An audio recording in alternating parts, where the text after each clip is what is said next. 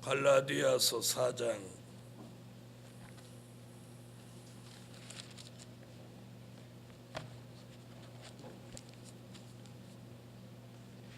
19절이 되겠습니다. 나의 자녀들아, 너희 속에 그리스도의 형상이 이루기까지 다시 너희를 위하여 해산하는 수고를 하노니, 예수 그리스도의 형상을 이룬 사람. 아멘. 네, 복음의 궁극적인 목적은 예수 그리스도의 형상을 이루는 데 있습니다.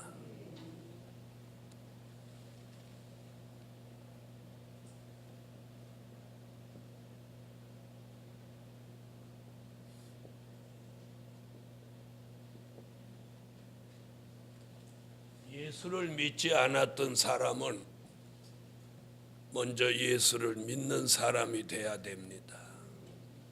예수를 믿은 사람은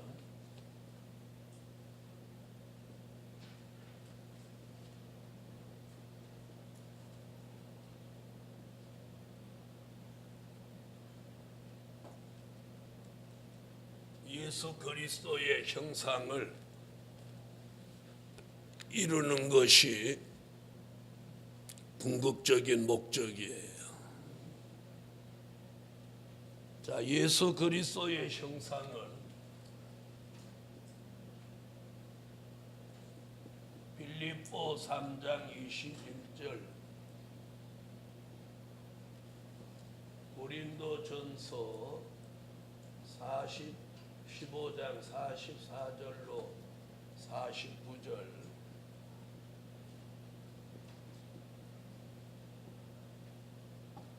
창세기 1장 26절로 28절에 하나님이 창조했을 때의 사람으로 돌아가는 겁니다. 빌립보 3장 찾으세요.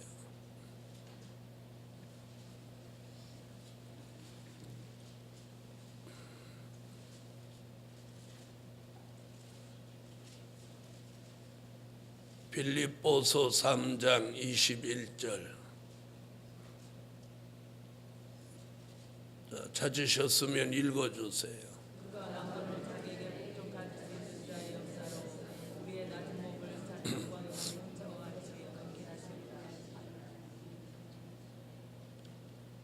우리의 낮은 몸을 누구?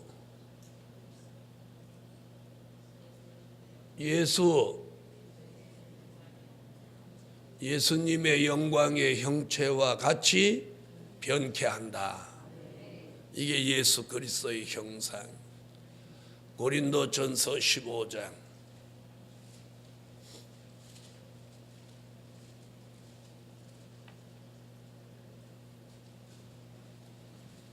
읽어주세요. 육의 몸을 신고 신령한 몸을 다치는 하나니, 육의 몸이 있은 것도 신령한 몸이 되리라. 그러니까 첫 사람마다 산령이 되었다 한것 같이 마지막 아담은 살려주는 영이 되었다. 그러나 먼저는 신령한 자가 아니요 육에 있는 자요, 그 다음에 신령한 자니라. 첫 사람은 땅에 났으니 흙에 속한 자이되지만 둘째 사람은 하늘에서 나셨느니라. 그리고 흙에 속한 자는 저 속에, 그 흙에 속한 자를 속하고, 그 하늘에 속한 자는 저 하늘에 속한 자를 받고, 우리가 흙에 속한 자의 형상을 입은 것 같이 또한 하늘에 속한 자의 형상을 입으리라. 아멘. 네, 첫째 아담의 형상을 버리고 둘째 아담 예수 그리스도의 형상을 이루어야 합니다. 그게 뭐냐? 창세기 1장 26절로 28절, 창조 때 사람으로 돌아가는 거예요.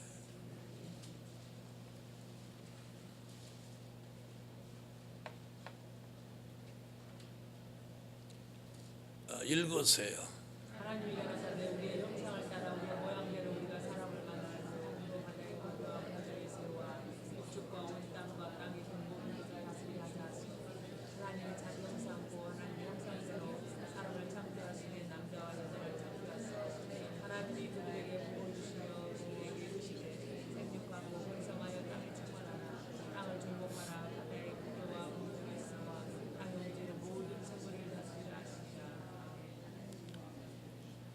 이게 창조 때 사람입니다.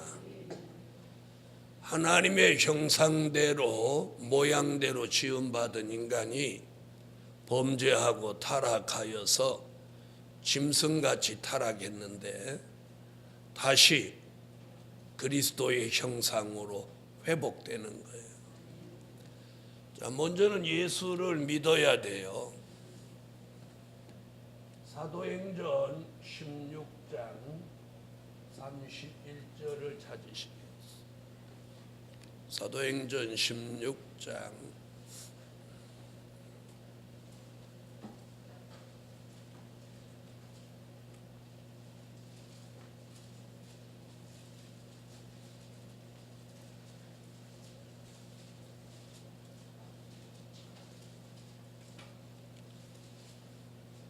찾으셨으면 읽어주세요.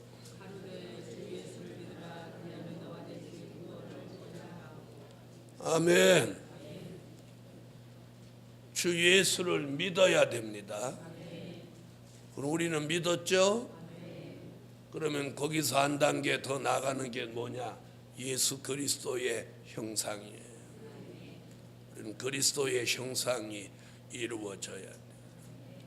예수를 믿는 사람은 많은데 예수 그리스도의 형상을 이룬 사람이 적어서 예수 믿으면서도 다투고 헐뜯고 비방하고 욕하고 물어뜯고 싸우고 이러는 것들이 예수 그리스도의 형상을 이루지 못해서 그런 겁니다. 그래서 오늘 밤 기도의 제목은 예수 그리스도의 형상을 이룬 사람 되게 해달라고. 자, 그러면 그 사람이 예수 그리스도의 형상이 이루어졌는지 안 이루어졌는지 무엇을 보고 알 수 있냐? 첫째,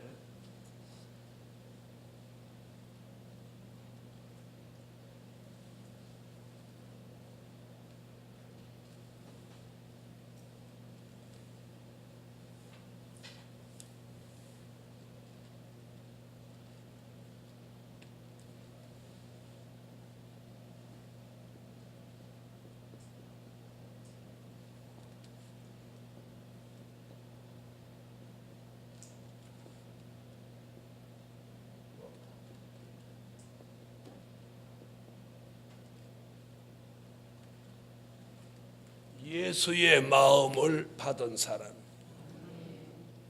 예수의 마음을 받은 사람. 자기가 아무리 예수의 형상을 이루었다고 자부해도 그 속에 예수의 마음이 없으면 그분은 그리스도의 형상을 이루었다고 볼 수 없어요. 자, 예수의 마음을 받은 사람.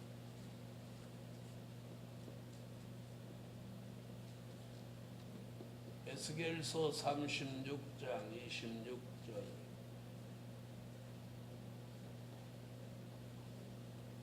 빌립보서 2장 5절.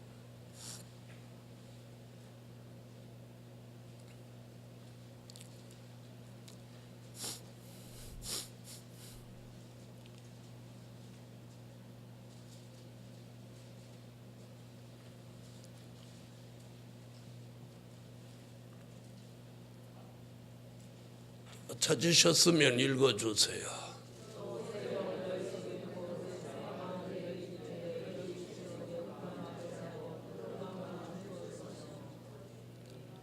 아멘. 에스겔 선지는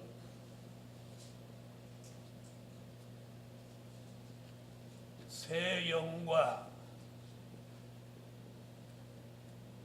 새 마음을 하나님이 우리 속에 넣어 주셔야 된다고. 내가 새 마음을 내가 가지는 게 아니에요. 사람이 새 마음을 가질 수 있는 능력이 인간에게 있는 게 아니에요. 하나님이 새 영과 새 마음을 우리 속에 이렇게 넣어줘야 돼. 넣어줘야 돼. 새 영과 새 마음을 하나님이 넣어주면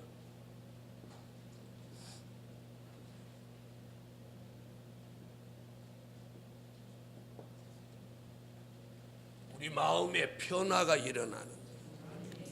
마음의 변화가. 여러분, 마음의 변화가 일어나는 거예요.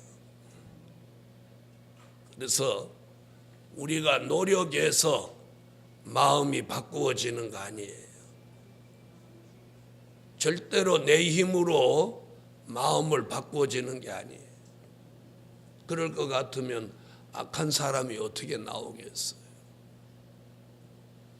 그래서 오늘 선지자 에스겔 선지가 뭐라고 하느냐면 새 영과 새 마음을 하나님이 넣어주면 이 마음의 변화가 일어나요.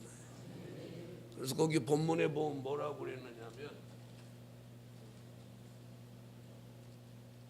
이 뭐라고 그랬어요? 굳은 마음을 제하고 이러잖아요. 굳은 마음을 제하고 무슨 마음을 주어? 부드러운 마음을.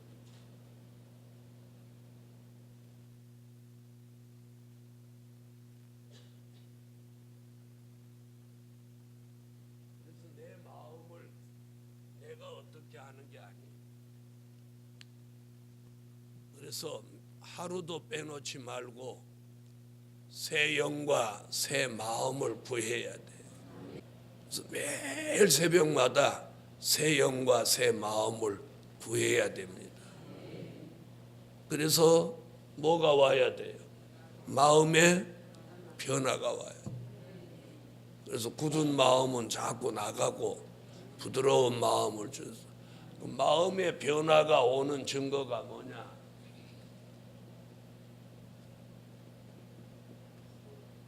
선한 마음이 생겨져요. 선한 마음이 생겨요. 선한 마음. 이것이 인력으로 되는 거 아니에요. 네. 선한 마음이 생겨요. 선한 마음. 이 마음의 변화, 이 인간의 노력에서 되는 거 아닙니다. 그래서 오늘 밤에 예수 마음을 받은 사람이 예수 그리스도의 형상을 이룬 사람으로 가는 이게 첫걸음이에요. 마음의 변화가. 그래서 예수를 믿어도 마음의 변화가 없는 사람은 교회 안에서도 늘 염소 같은 생활, 가시 같은 생활을 하는 거예요. 네. 그래서 교회 안에서도 늘 말썽을 일으키고 늘 주의 종을 힘들게 하고 번거롭게 하고 교회가 시끄럽게 하고 그러는 모습들이 이 새 영과 새 마음을 못 받아서 그래요. 그래서 예수님이 마태복음 5장 1절 이하에서 예수님이 처음에 복음의 첫 번 말씀이 뭐냐면 마음의 변화를 말한 거예요. 심령이 가난한 자는 복이 있나니 천국이 저희 것이며 그 마음밭의 변화가 일어나야 된다. 그래서 창세기 3장 23절에 보면 뭐라고 했는지 한번 찾아보세요.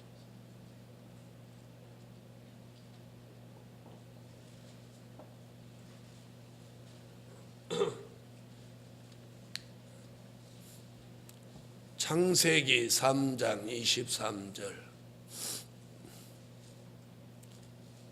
찾으셨으면 읽어주세요.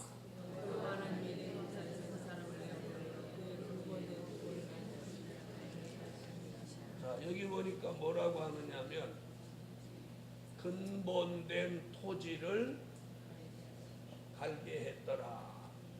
이 근본된 토지가 뭐냐? 마음밭이에요.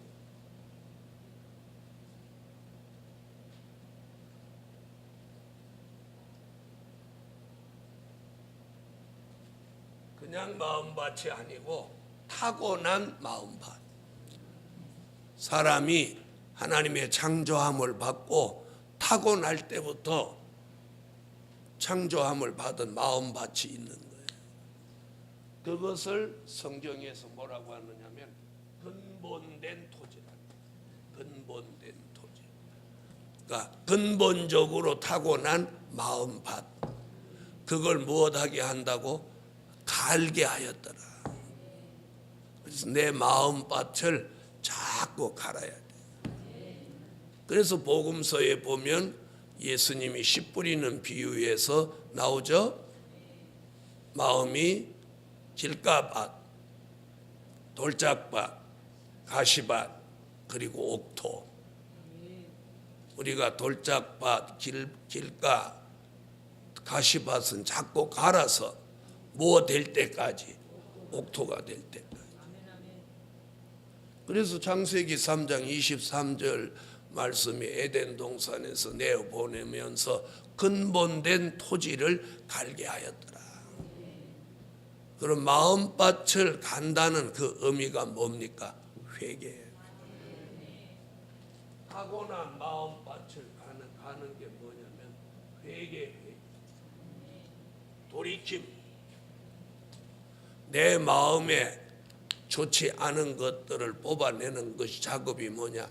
회개.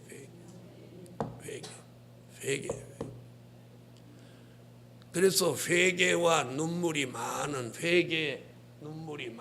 사람 마음밭이 부드러워지는 거예요. 그래서 우리가 회개하고 눈물을 많이 흘리고 나면 마음이 시원한 이유가 거기에 있는 거예요. 마음이 시원해졌다. 이 말은 마음속에 가시가 빠졌다, 엉겅퀴가 빠졌다, 마음속에 독초가 빠져나온 거예요. 그리고 돌덩이 같은 것들이 빠져나가서 이게 시원해지는 거예요. 그래서 내가 마음이 시원하다는 것은 마음밭에 변화가 일어난 거고, 마음이 답답하다, 자꾸 성질이 난다, 혈기가 난다, 이것은 마음밭이 망가진 거예요. 망가진 거예요. 오늘 저녁에 중요한 게 뭐냐? 마음의 변화가 일어나서 선한 마음이 생겨요. 그 선한 마음이 뭐냐? 부드러운 마음. 부드러운 마음과 선한 마음이 뭐냐? 그게 예수의 마음.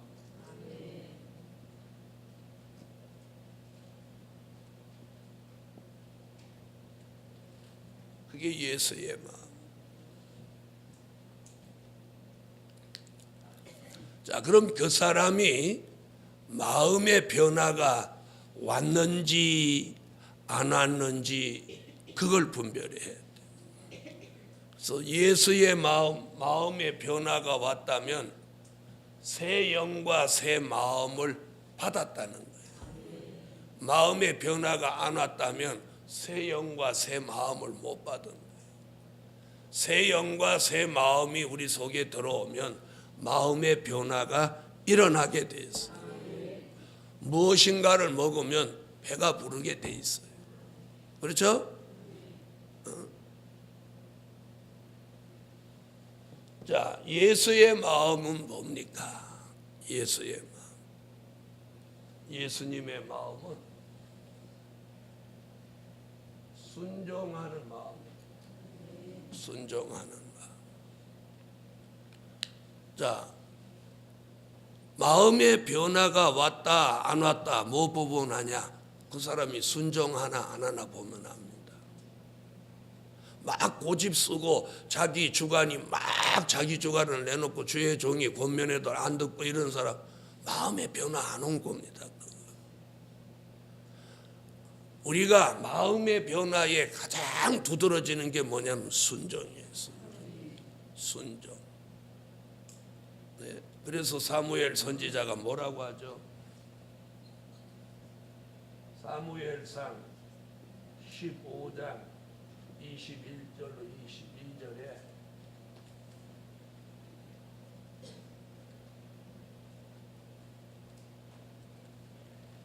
찾아보세요. 순종이 제사보다 낫고 거역하는 것은 사술의 죄와 같다고 그래요. 22절로 23절이 읽어보세요.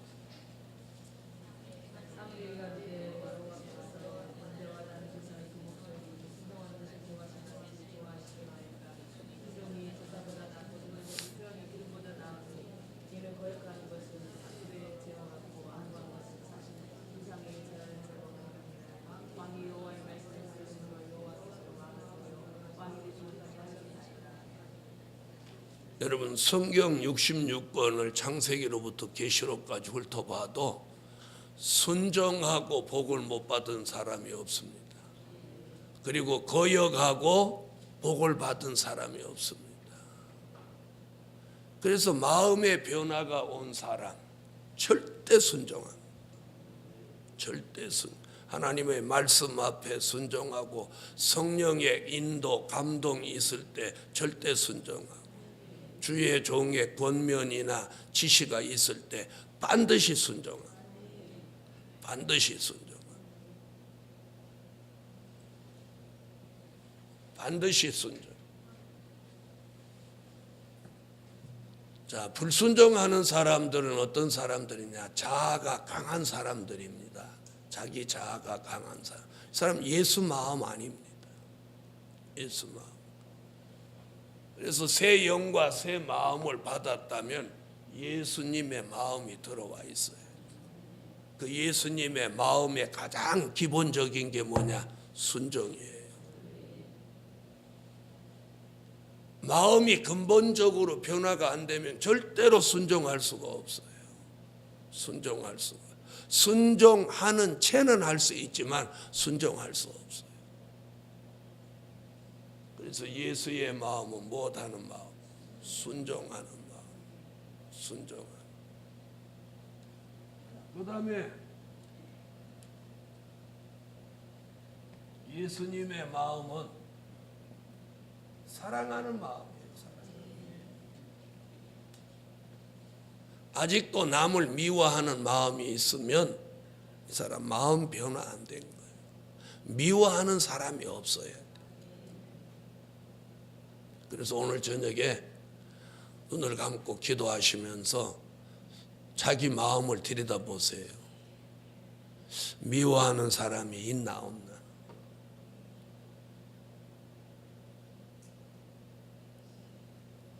미워하는 사람 있어요 없어요? 이렇게 설교하고 물어보면 아무도 없다고 그래요. 그런데 이따 기도하고 가만히 들여다보면 미워하는 사람 떠올라요. 그거 회개해야 돼요. 네. 미워하는 마음이 뭐냐? 마태복음 24장 10절 이하에 보면 시험에 들어서 그래요. 사랑이 식어져서 그런 거예요. 사랑이 식. 그래서 사랑하는 마음은 절대로 미워하지 않아요. 시험이 들었기 때문에. 자, 마태복음 24장 10절로 12절.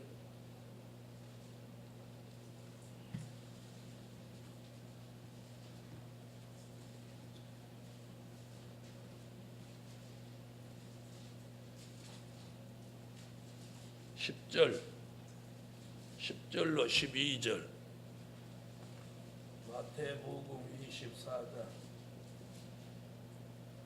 읽어주세요.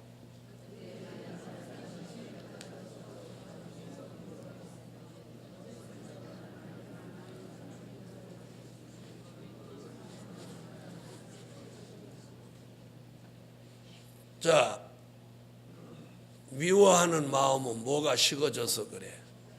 사랑이 식어져서 그래. 사랑이 식어졌다는 건 사랑하는 마음이 없다는 거예요. 그래서 우리가 예수의 마음을 받았으면 그 속에 사랑하는 마음이 있어야 돼. 할렐루야. 자, 그 다음에 무슨 마음이 있어야 되느냐면 용서하는 마음이 있어요. 죽어도 용서 못해 이렇게 하면 죽어도 용서 못해 이러는 사람 안 돼. 용서하는 마음이 있어야 돼. 그래서 예수님 뭐라고 그러죠? 주님 가르쳐 준 기도 가운데 우리가 우리에게 죄 지은 자를 사하여 준 것 같이 우리의 죄를 사하여 주옵시고, 기도 주님 가르친 기도문에 그걸 넣어놨어. 내가 남을 용서해야 내가 주님 앞에 죄 지은 걸 용서받을 수 있고, 주님은 70번씩 7번이라도 용서하라고. 용서하는 마음, 이게 변화된 마음이에요. 용서가 잘 됩니까? 용서가 잘 됩니까? 안 됩니까? 보세요. 대답 빨리 안 하잖아요. 대답이 팍 안 나오는 게 이게 용서가 안 돼서. 그래서 오늘 용서하는 마음, 용서하는 마음. 그 예수의 마음이에요. 용서하는. 뭐 예수의 마음을 다 적으려면 끝도 없지만 기도하는 마음, 그다음에 희생하는 마음, 이거 다 모두 예수 그리스도의 마음입니다. 기도하는 마음이 있어야 돼요. 기도. 여러분, 마음의 변화가 된 사람은 기도가 잘 됩니다. 기도가 잘 됩니다. 네? 마음이 변화된 사람은요, 기도가 잘 돼요. 자, 그 다음 희생하는 마음. 한 알의 밀이 땅에 떨어져 그냥 있으면 한 알 그대로 있고, 그것이 썩어서 죽어지면 많은 열매를 맺는다. 그러면서 예수님이 한 알의 밀알 같이 죽어지신 거예요. 그래서 전 인류를 죄 가운데서 살렸어요. 가정에도 희생하는 사람이 있으면 그 가정이 잘 됩니다. 교회도 희생하는 사람이 많이 있으면 교회가 잘 돼요. 복음도 희생하는 사람들이 많으면 복음이죠. 그래서 베들레헴의 시작이 한 이 작은 복음이 오늘 세계화될 수 있었던 것은 예수 믿는 사람들이 무엇하는 사람이 많아서 주를 위해서 막 희생하는 사람, 순교하는 사람, 이런 사람들이 많아서 오늘의 기독교가 존재하는 거예요. 그래서 희생하는 마음을 절대로 빼놓을 수 없어요. 그래서 오늘 저녁에 예수의 마음을 제가 5가지만 적었지만 오늘 이 5가지도 우리가 가지고 있기 어려운 거예요. 나는 뭐 50가지도 있다 이렇게 할지 모르지만 냉정하게 오늘 순종하나 사랑하고 용서하고 기도하고 희생하는 마음이 정말 성경에 비추어서 있느냐는 거예요. 이걸 그냥 묶어서 예수의 마음, 선한 마음, 부드러운 마음이라고 하는 거예요. 그래서 오늘 저녁에 한번 자신을 들여다볼 필요가 있어요. 마음의 변화가 왔는지. 안 왔다면 오늘 예수의 마음을 구해야 돼요. 저는 하루도 빼놓지 않고 새 영과 새 마음을 구합니다. 왜? 저도 사람이라 욕심이 나올 수 있고 사람이라 안 좋은 것이 들어올 수 있기 때문에 매일 새 영과 새 마음을 구한다. 아멘 안 하셔. 나는 매일 물질만 구한다. 그 사람은 무력이 가득한 사람이에요. 맨날 물질만 구하는 사람은 무력이 가득해서 그런 거예요. 물질에 욕심이 많아서 그래요. 그러나 욕심으로 구하는 건 얻지 못한다고 야고보서 1장에 말씀하고 있어요. 네. 가장 귀하게 구할 게 뭐냐면 새 영과 새 마음이에요. 하나님 이걸 넣어주면 여기서부터 변화가 일어나는 거예요. 여기서부터 변화가 일어나는 거예요. 그래서 예수 그리스도의 형상은 첫째가 예수의 마음을 받은 사람, 예수의 마음을 받은 사람이 돼요. 그래서 마음의 변화가 와 있어요. 두 번째,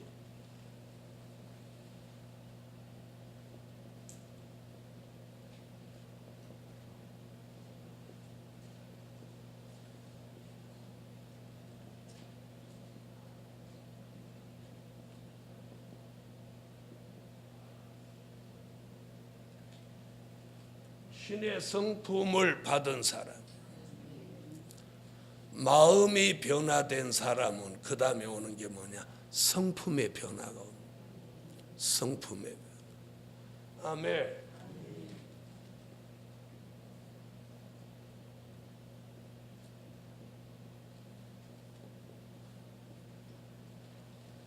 베드로후서 1장 4절입니다.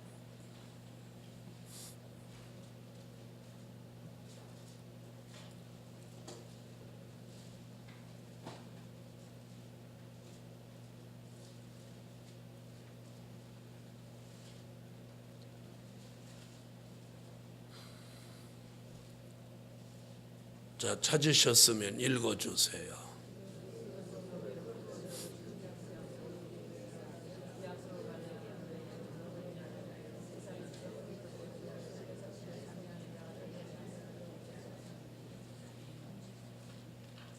자, 여기서 뭐라고 하느냐면 정욕을 버려야 신의 성품에 참여한다. 정욕. 인간에게 가장 무서운 게 이 정욕입니다. 정욕. 자기 혈족을 사랑하는 마음이 정욕이에요. 자기 자식 때문에 뭘 못해? 자식 때문에. 오직 자식이야, 자식. 기도의 90%를 자식을 위해서 기도해. 이 사람은 정욕이 강한 사람. 이는 신의 성품에 참여하기가 어려운 사람. 그래서 자신이 하루의 생각 중에서 상당 부분이 자식을 생각하는 생각이 지배적이라면 이 사람 아주 정욕이 강한 사람이에요. 이 사람은 성품의 변화가 오기 어려운 사람. 지금 베드로가 그렇게 말. 육신의 정욕에 썩어질 것. 그래서 정욕은 썩어질 것을 추구하는 거예요.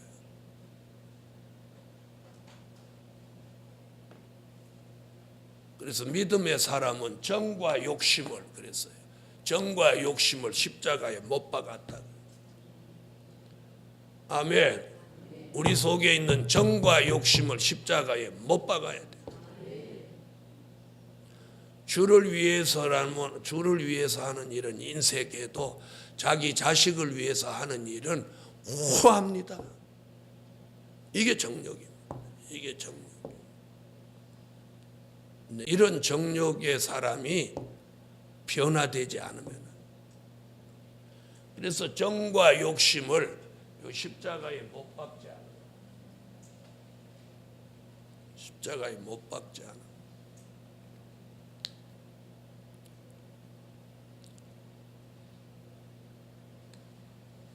요한 1서 2장 16절에 보면 안목의 정욕이라고 또 하고 있어요.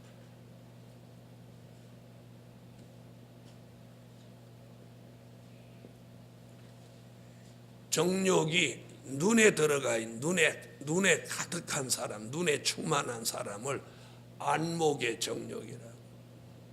이 눈에 정욕이 가득한 사람. 그래서 우리가 이 정과 욕심을 십자가에 못 박아야 돼. 아멘. 정과 욕심을 십자가에 못 박아야 돼. 남의 자녀나 내 자녀나 동등하게 생각할 수 있는 마음이, 그게 성품의 변화가 오는 거예요. 내 자식만 이러는 사람은 절대로 정욕적인 사람. 그 사람은 절대로 성품의 변화가 올 수 없어. 그걸 못 박지 않고는 절대 신의 성품에 참여할 수 없어요. 여러분, 자신은 정욕이 강하지 않다 이런 생각하시지 말고 오늘 밤에 이 근본을 고치세요. 이것이 그래서 정과 욕심, 그게 합한 게 정욕이죠. 십자가에 못 박으라 그래. 예수를 못 박지 말고 자신 속에 정욕을 못 박아요. 정욕을. 자, 그래서 정욕을 죽여야 신의 성품에 참여. 신의 성품은 이 5가지, 이것이 신의 성품의 대표적이에요. 진선미의성, 진실하고 선하고 아름답고 의롭고 거룩한 성품. 아멘. 인간으로서는 이런 성품을 가지기가 쉽지 않아요. 그러나 새 영과 새 마음이 들어와서 마음의 변화가 일어나면 그 마음의 변화와 함께 성품의 변화가 옵니다. 성품의 변화가 와요. 성품의 변화. 그래서 오늘 신의 성품을 받은 사람, 신의 성품을 받은 사람. 자, 이 사람이 예수 그리스도의 형상을 이루게 되는 거예요. 여러분, 우리가 정욕은 버려야 돼요. 사랑과 정욕은 달라요. 네, 이 정욕은 집착이에요, 집착. 사랑하고는 다른 거예요. 네. 그래서 사랑의 도가 넘은 게 집착이에요, 집착. 정욕. 넘어서 버린 거예요. 한계를 넘어서 버린.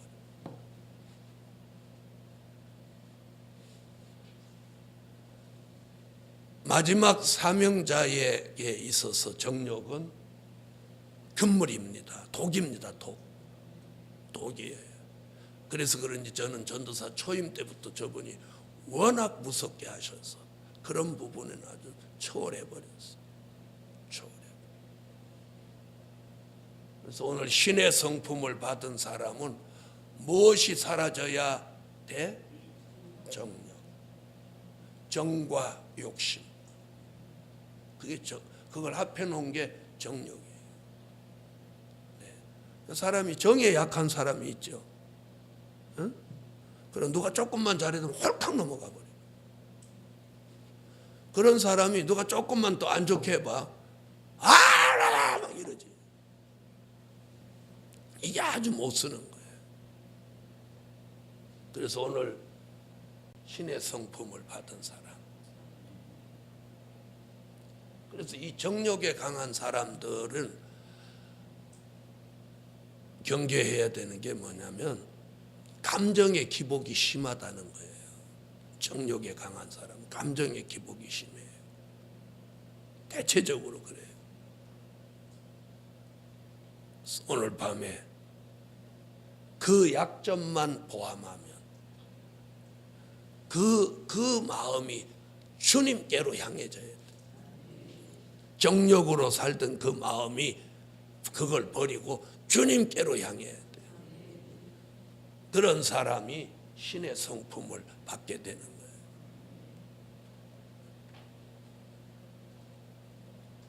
다같이 점점 어렵다. 그래서 처음부터 그랬죠. 마음의 변화 내 노력으로 되는 거 아니라 저분이 해주셔야 돼요. 그래서 새 영과 새 마음을 넣어가지고 근본적인 변화가 일어나게 해줘야 돼요.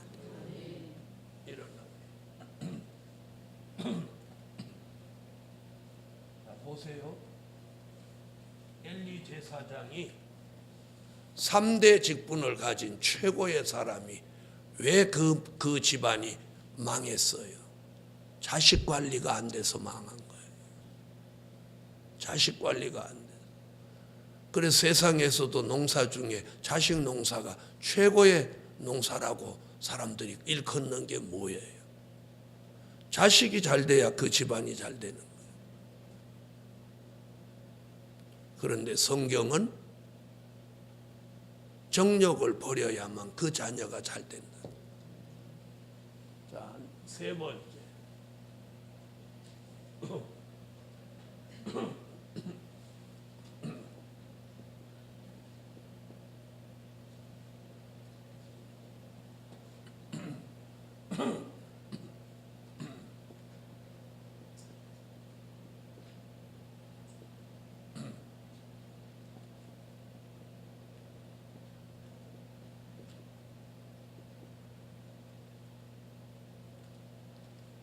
체질의 변화를 받은 사람.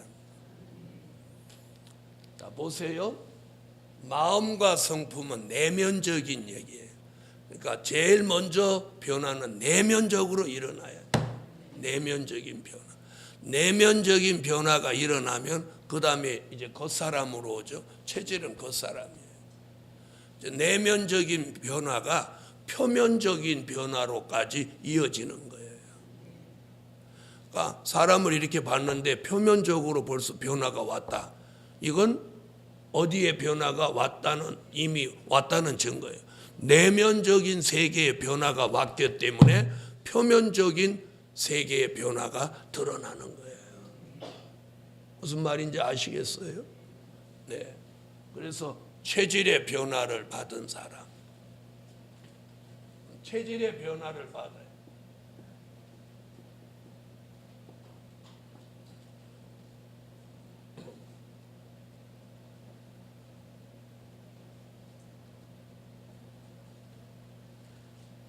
이걸 일컬어서 변화체라고 합니다. 변화체라는 말은 무슨 말이냐면 사망이 멸하여진 몸이에요.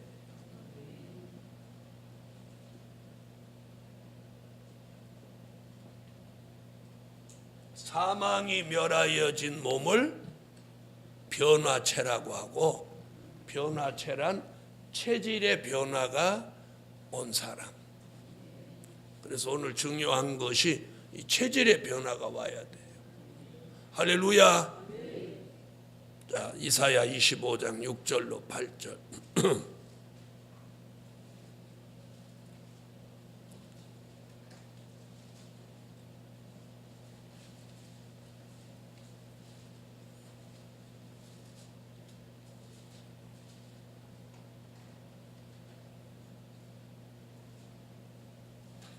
찾으셨으면 읽어주세요.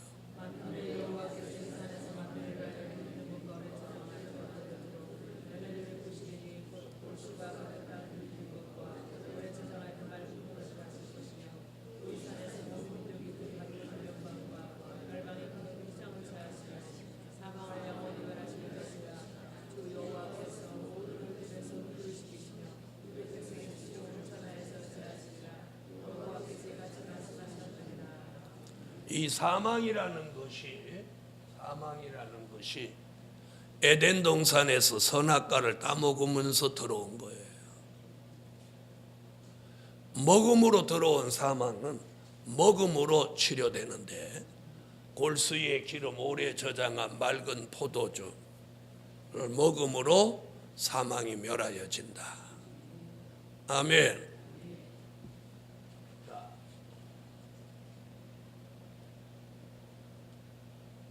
오래 저장한 맑은 포도주.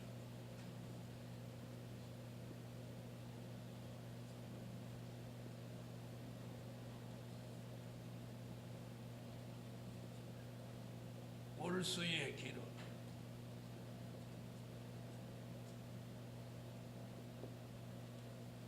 이걸 뭐라고 하느냐면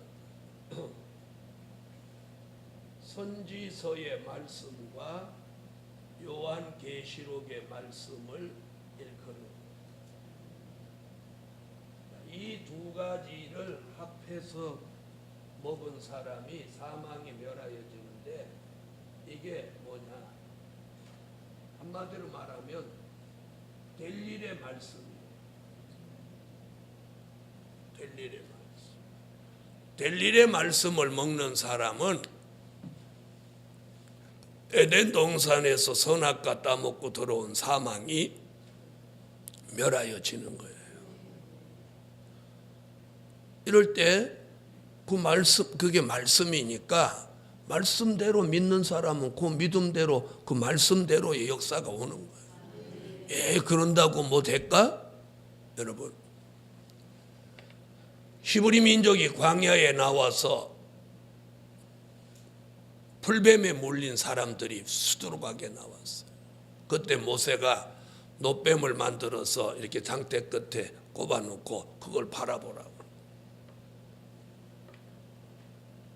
약을 먹어야지 그거 바라본다고 사냐, 이런 사람은 다 죽었고, 아유 모세 말이니까 한번 순종해보자.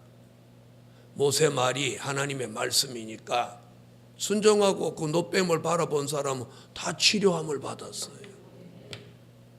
무슨 말씀인지 아시겠어요? 이 말씀도 하나님의 말씀이니까 그대로 받는 사람 사망이 멸하여져요. 변화체가 되는 거예요. 자, 이사야 25장 6절로 8절 같이 골수에 기름 오래 저장한 맑은 포도주를 먹으면 사망이 멸하여지는데, 사망이 멸하여진 증거가 고린도전서 15장 51절로 54절. 고린도전서로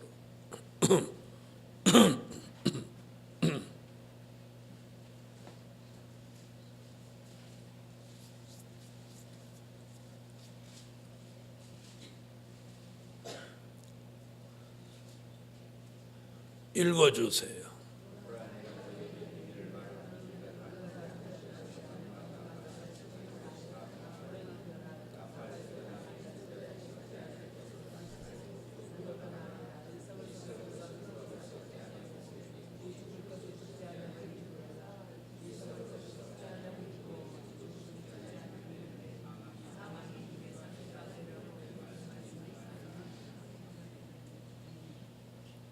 사망이 이김에 삼킨 바 되리라고 기록된 말씀이 어떻게 된다고? 응하리라. 그러면 죽을 몸이 죽지 않고 썩을 몸이 썩지 않는 몸으로 변화되는 거예요. 그 이름을 변화체라고. 그런 몸이 된 사람이 주의 재림을 영접할 수 있도록 공중으로 들림받아 올라갈 수 있는 몸이에요. 자, 내 몸이 변화되고 있다. 무엇으로 아느냐? 이사야 40장 31절 같이 새 힘이 옵니다. 새 힘이 오면서 피곤치 않게 됩니다. 피곤하지 않아. 그러면 체질이 변화되는 거고, 별로 하는 것도 없는데 막 피곤해 죽겠어. 그 사람은 체질이 변화되는 게 아니라 체질이 죽으러 가는 거예요. 이사야 40장 31절 찾으세요.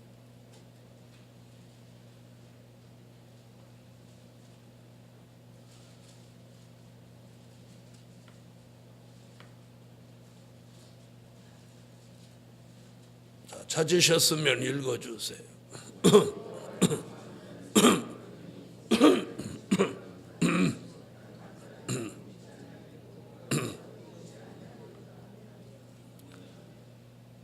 피곤하지 않아야 돼요. 피곤하지 않아야 돼요.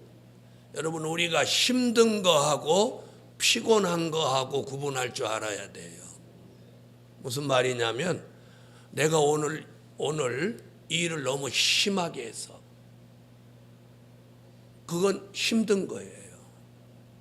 근데 별로 한 것도 없어. 그런데 막 피곤해. 그게 피곤이에요. 내가 일을 많이 해서 힘든 거하고 별로 한 것도 없는데 막 사람이 지치고 깔아져. 그게 피곤이에요. 그런데 체질이 변화되면 새 힘이 와서 피곤을 느끼지 않는다는 거예요. 피곤을 느끼지 않아요. 오늘 이 은혜를 예수 이름으로 받으세요. 의사들은 막 피곤한 사람은 간이 나쁘다고 그래요. 간이 나. 그래서 우루사를 먹으라고. 우리는 우루사를 먹을 게 아니고 골수의 기름 오래 저장한 맑은 포도주를 먹어요. 그러면 변화체가 됩니다. 피곤하다고 하는 것은 사망이 역사한다는 거고, 피곤치 않다는 것은 사망이 멸하여지고 있다는 증거예요. 그래서 체질의 변화, 체질의 변화, 체질의 변화를 기도해요. 체질의 변화. 네 번째,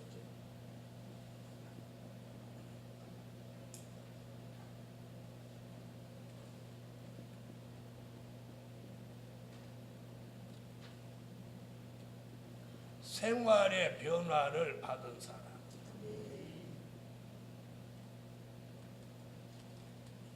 자, 내면 세계의 변화가 이제 생활에까지 변화로 오는 거예요. 할렐루야. 이 단계에 이르러야 예수 그리스도의 형상을 이루었다고 말할 수 있는 거예요.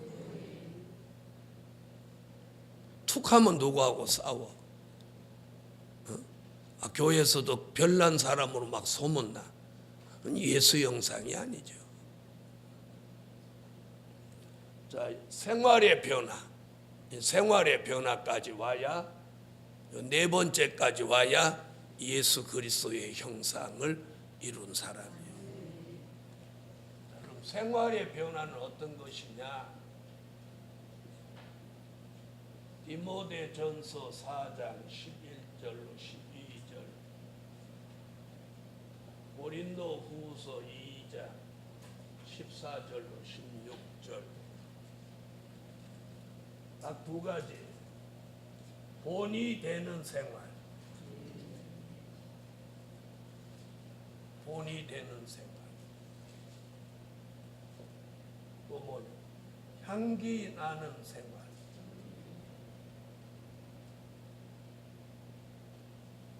네?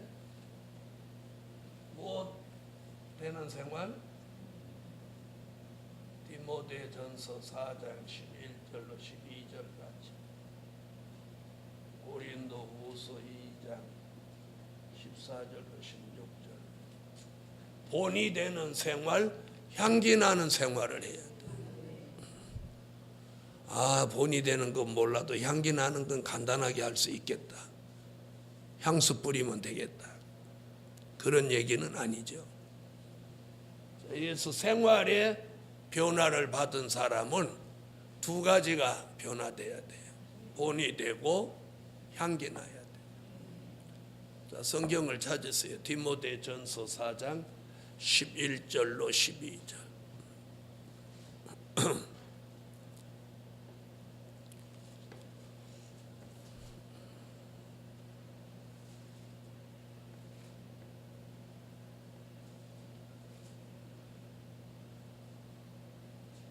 네, 찾으셨으면 읽어주세요.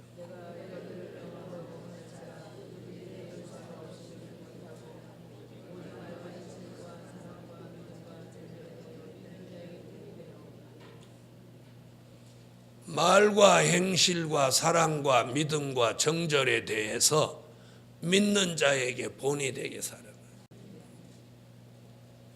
자, 여기서 그 본이 되는 걸 뭐 이방인 앞에 본이 되라 이렇게 하는 게 아니고 믿는 자에게 본이 되라. 그러니까 교회 안에서 본이 되면 그 사람은 본이 되는 사람이에요. 교회 안에서 교인들 사이에 아무개는 본이 된다 이러면 그 사람은 본이 되는 사람이에요. 자, 이것이 생활의 변화를 받은 사람. 생활의 변화가 온 거예요. 그다음에 고린도후서 2장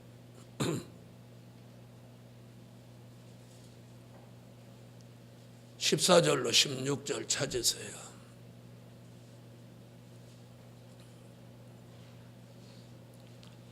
읽으세요.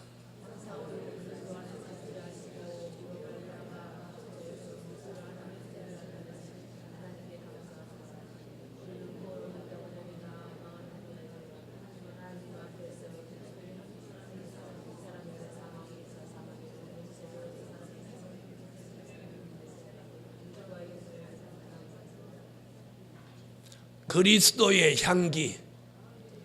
아멘. 사망에 이르는 썩은 냄새가 아니라 생명에 이르는 그리스도의 생기. 그것이 향기라고. 그리스도의 향기. 이게 향기 나는 생활. 오늘 쉬운 거 아닙니다. 내 노력으로 되는 거 아닙니다. 하나님의 역사로 되는 거예요. 그래서 이사야 43장 1절에 보면 조성하신다 그랬어요. 말씀으로 우리를 재창조해 주셔요. 할렐루야. 예수의 마음을 받은 사람, 신의 성품을 받은 사람, 체질의 변화를 받은 사람, 생활의 변화를 받은 사람, 이 사람이 예수 그리스도의 형상을 이룬 사람이에요. 오늘 이런 사람 되셔야 해요. 그래서 오늘 밤에 기도의 제목이 이거예요. 기도드립니다. 여호와 하나님, 예수 그리스도의 형상을 꼭 완성하게 하여 주옵소서. 새 영과 새 마음을 넣어 주셔서 예수의 마음, 신의 성품을 통해서 내면 세계의 변화를 주시고, 그 내면 세계의 변화가 체질의 변화, 생활의 변화를 이루게 하셔서 표면적인 것까지도 근본적인 변화를 허락해 주시고, 이제는 본이 되게 살고 향기 나게 살 수 있는 종들로 만들어 주시옵소서. 드려진 물질 응답해 주시며, 오늘 밤 저들의 기도가 예수 그리스도의 형상을 완성케 하옵소서. 예수님의 이름으로 기도 올려옵나이다. 아멘.